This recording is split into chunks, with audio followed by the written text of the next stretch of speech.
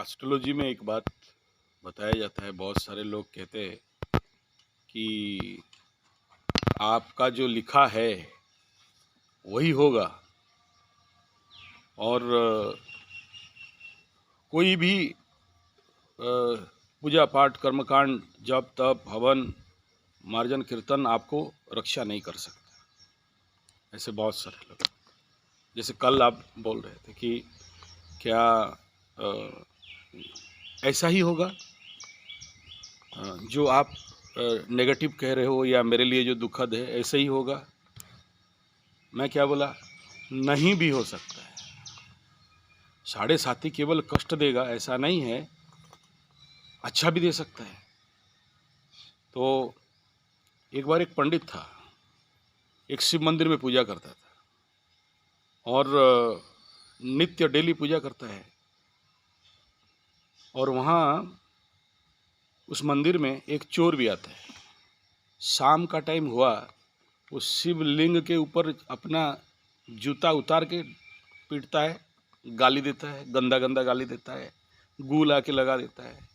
ठीक है, फिर सुबह पंडित आता है, साफ सुथरा करता है, अरे मेरा बर्बाद कर दिया, अस्पवित्र कर दिया। फिर गंगा जल डाले, फिर गोबर डाले, फिर गोमूत्र डाले, फिर पवित्रीकरण करे, फिर प्रतिष्ठा करे, फिर पूजा करे। शाम को फिर चोर आए, शाम को फिर गंदा गंदा गाली दे और फिर जूता में एकदम लगाए एकदम।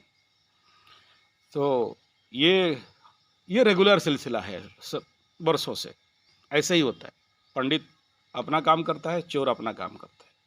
चोर को जिस दिन बढ़िया चोरी वोरी मिल गया तो भी गाली देता है, नहीं मिला तो भी गाली देता है। एक दिन एक राजा आया और पूरा बड़े से थाली, परात बोलते राजाओं का थाली, उसमें फुल सोने का असरफी डाल के शिव मंदिर में ला के शिव जी के पास चढ़ा दिया और फिर चला गया, जो भी पूजा वूजा करके चला गया। तब तक ब्राह्मण को पता चला, दौड़ा, अरे इतना दिन बाबा को पूजा किया तो आज मेरे को मिल रहा है। दौड़ के पहुंचता है तो एक बड़ा सा छुरी, चाकू, तलवार उसका पैर में आर पार घुस गया। वो सोने का असरफे तक नहीं पहुंच पाया। और उसके बाद वो आया चोर, थाली उठाया और वो खुशी से शिवलिंग के ऊपर सुसु भी कर दिया और 2 जूता और ठोका। ठीक है, और पूरा मदर फादर लेके गाली भी दे दिया और भागा। ब्राह्मण का हालत खराब। तब तक बोला, अरे भगवान को पूजा करके आखिरी में यही रिजल्ट मिला, ऐसी भी कुछ नहीं है, भगवान बेकार है, गंदा है, कचड़ा है। फिर वो भी शुरू कर दिया, बोला यार माड़ो खिया गंगा धरो, ये शिव भगवान सच में मार खाने वाला है, इसको जो पीटता है उसी को वरदान देता है, हम पूजा कर रहे हैं गलत कर रहा है।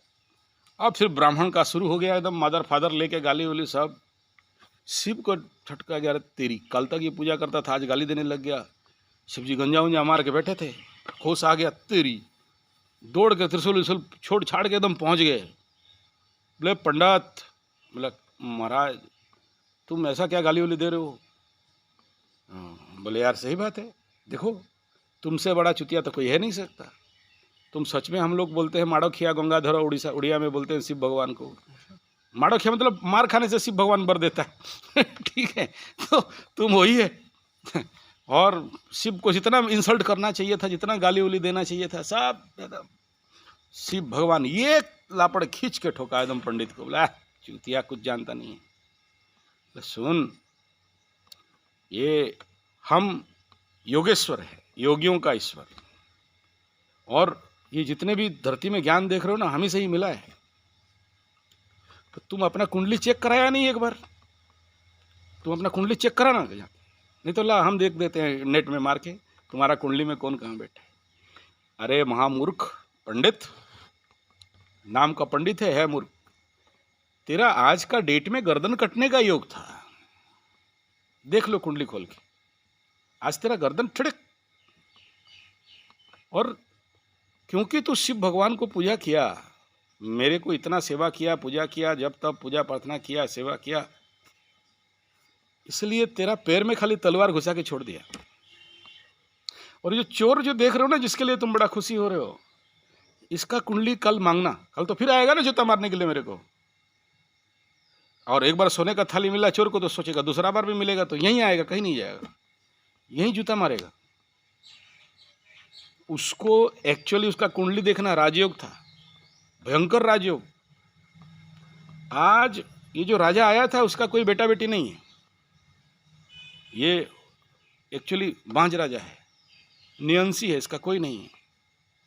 और इसीलिए मेरे पास फरियाद लेके आया था कि मेरे बाद इस राज्य का कौन उत्तम राजा होगा और मेरे को वो बता दो या भेज दो।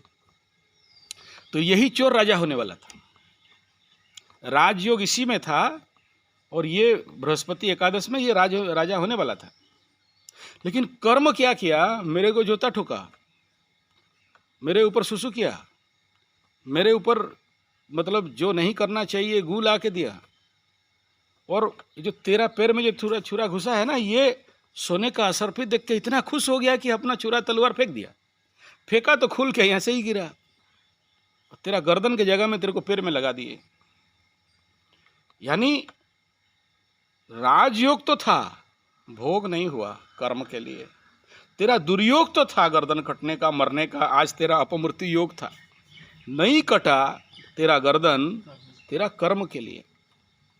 तो सारा खेल आके लटक जाता है हमारे ज्योतिष में। जो लोग ये बोलते हैं कि ये जो भी आपका दुर्योग है नहीं कटेगा, आपका अपमृत्यु है नहीं कटेगा, मैं ऐसा कई कुंडली देखा हूँ जिसका अपमृत्यु योग 100% पार हो चुका है। ज्योतिष के सूत्र अगर लगा दिया जाए वहाँ पर, जितने सारे अपमृत्यु के 25 सूत्र मुख्य, बाकी उपसूत्र तो हैं बहुत सारे, लेकिन मुख्य सूत्र वहाँ लगा दो तो फिट बैठता है। और ये 40 साल में मर जाना चाहिए, आज तक जिंदा है। और एग्जाम्पल चाहते हो तो मैं इसको नहीं बोलना चाहिए ओपनली, खुद मेरा बहन, ठीक है, और उस समय जितने भी एस्ट्रोलॉजर जो देखे वो बोल दी। लेकिन रोगियों का सेवा करते करते, रोगियों का सेवा करते करते, ठीक है ना, किसी से 1 रुपया नहीं लेना और अपने ड्यूटी को सही से निभाना, अपने सास ससुर, अपने बेटा, अपने पिता, जो भी है वो कर्तव्य कर्म को सही से करने के कारण एज ए कर्मयोगी। और अच्छा, उसका भी बड़ा टेढ़ा महादशा चल रहा है, केतु का अंत आ रहा है अभी। तो इतना डिस्टर्बेंस लाइफ 7 साल में मैं देखा हूँ हर प्रकार का, लेकिन उसके बावजूद आज जीवित है। और उसका एक्सपायरी डेट ऑलरेडी 7 साल पहले पार हो चुका है। 7 साल पहले ऑलरेडी एक्सपायरी डेट खत्म, ये खत्म हो जाना चाहिए था कुंडली ज्योतिष के अनुसार, ज्योतिष के अनुसार। अच्छा, मैं भी देखा हूँ उसका कुंडली तो यही है। लेकिन कर्मयोग, सेवा, और इसीलिए कहा गया जहाँ कर्म से भाग्य बदलते, श्रमनिष्ठा कल्याणी है, त्याग और तप की गाथाएं गाते कवि के वाणी है। तो ये जितने सारे, अगर कोई कितना, इसीलिए कृष्ण भगवान गीता का प्रथम अध्याय से 7वां अध्याय एक ही विषय पे फोकस किए, वो कर्म कर्म और कर्म और कर्मयोग कर्मयोग कर्मयोग, duty duty duty, perform your duty towards your